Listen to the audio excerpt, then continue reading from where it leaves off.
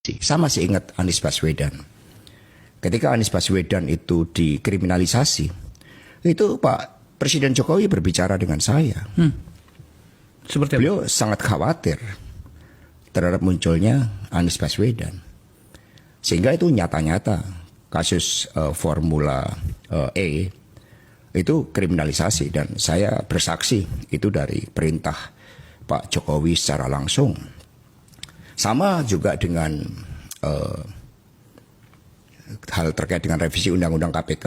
Kalau kita lihat, revisi Undang-Undang KPK itu kan sebelum pilkada serentak, di mana Mas Gibran dan Mas Bobi maju. Karena saat itu ketika Pak Jokowi berdiskusi sama dengan saya untuk rencana bagaimana Mas Gibran dan Mas Bobi maju, saya ingatkan bahwa di dalam beberapa case itu konsekuensinya Mas Gibran dan Mas Bobi akan jadi pejabat negara loh Pak. Begitu jadi pejabat negara, urusan gratifikasi itu menjadi sensitif. Maka kalau kita lihat, ada kaitannya revisi Undang-Undang KPK dengan pilkada terkait dengan Mas Gibran dan Mas Bobi yang memaju. Sehingga pernyataan Pak Agus, mantan ketua KPK yang juga dibentak oleh Pak Jokowi, akhirnya itu saya benarkan. Karena memang itulah proses intervensi. Hanya sayangnya kan Pak Jokowi ini sering main belakang. Berbeda Pak Prabowo yang sikapnya kesatria gitu kan. Diminta dukung Lutfi aja itu menunjukkan sikap yang jauh berbeda. Itu kan ekspresi yang disampaikan kepada rakyat bahwa saya menyampaikan ini di rumah Pak Jokowi pada hari Minggu. Itu kan pada akhirnya rakyat menangkap itu sebagai suatu bentuk pesanan. Bagaimana perlakuan terhadap seorang presiden yang berdaulat pun seperti itu. Akhirnya kan rakyat bersikap kritis. Nah sehingga kerusakan sistem hukum itu by design. Termasuk persoalan yang muncul antara Pak Firly kemudian dengan Pak Sigit Listio terkait dengan proses kriminalisasi Anies. Jadi semua sudah by design. Mengapa ini saya sampaikan? Saya pikir semuanya sudah selesai ketika Pilpres. Kita juga sudah datang seluruh anggota legislatif PDI Perjuangan, hadir semua. Diminta hadir oleh Bu Mega. Perintah langsung Ibu. Perintah langsung Ibu tertulis menghadiri, wajib hadir pelantikan Presiden Prabowo Subianto dan Wapres Gibran. Tapi ternyata itu tidak cukup. Bahkan kemudian saya diancam informasinya A1. Mau dijadikan tersangka untuk kasus yang sangat tidak jelas. Berbeda kasus Sambo. Kaitannya kemana? Judi online, narkoba.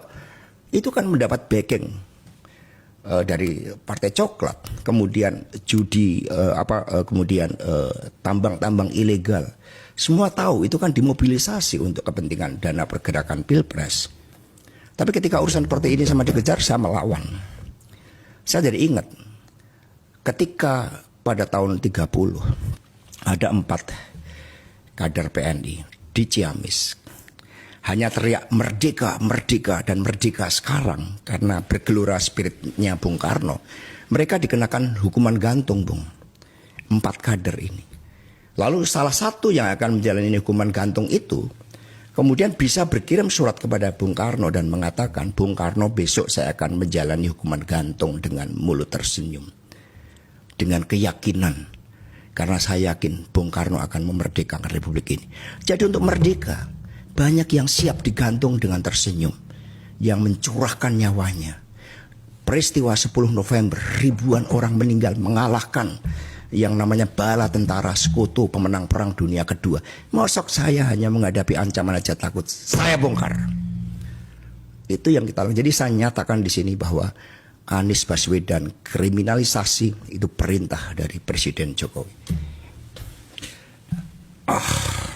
Mas Hasto, saya yang sedang menata pikiran saya mendengarkan ini. Karena sedikit banyaknya dan beberapa bagian kita bersama, saya terlibat di dalam proses-proses Pak Jokowi naik ke kekuasaan. Tapi sejujurnya saya tampaknya tidak cukup siap mendengarkan semua apa yang Anda katakan ini. Ada satu kalimat yang perlu saya sampaikan pada Anda di hadapan penonton ini. Anda sadar betul menyampaikan semua ini? Oh, saya sangat sadar. Saya menyongsong badai. Sama dengan Bung Karno dulu. Ketika berteriak Indonesia merdeka sekarang dan sekarang, Bung Karno mengatakan saya dianggap gila ketika mengatakan Indonesia merdeka ketika Pasifik membara. tetapi saya siap menuju penjara sekalipun, kata Bung Karno. Karena saya yakin di dalam perjuangan untuk bangsa dan negara, satu mati akan tumbuh 1000. Itu Bung Karno yang yakin. Masa kemudian kita sebagai murid-murid Bung Karno lalu takut dan membiarkan seluruh kekuasaan ini dibiarkan hanya ambisi seorang raja yang oleh Dr. Sukidi itu dikatakan punya karakter seperti Hitler, gemar berbohong seperti Pinocchio. Itu kan kita harus berani. Kita ini punya kekuatan nurani. Republik ini dibangun dengan moral force, dengan cita-cita. Bung Karno mengatakan, jangankan sebuah bangsa, sebuah manusia merdeka, cacing saja diinjek-injek melakukan perlawanan. Oke, kalau saya dinyatakan bersalah atas proses-proses itu. Tapi pengadilan sudah membuktikan. Ini begitu banyak puluhan juta seperti Harun Masiku. Karena itu kan kasus seperti orang yang kemudian ditilang polisi, merasa tidak berdaya, kemudian nyuap polisi. Polisinya juga minta. Sama-sama. Di situ. Padahal Harun Masiku saat itu, dia punya kedudukan hukum yang kuat berdasarkan keputusan MA untuk dilantik. Dan keputusan pengadilan nggak ada kaitannya dengan saya. Tidak ada dana dari saya. Lalu dicari dengan berbagai jebakan-jebakan. Tadi Mbak Koni mengatakan Kusnadi.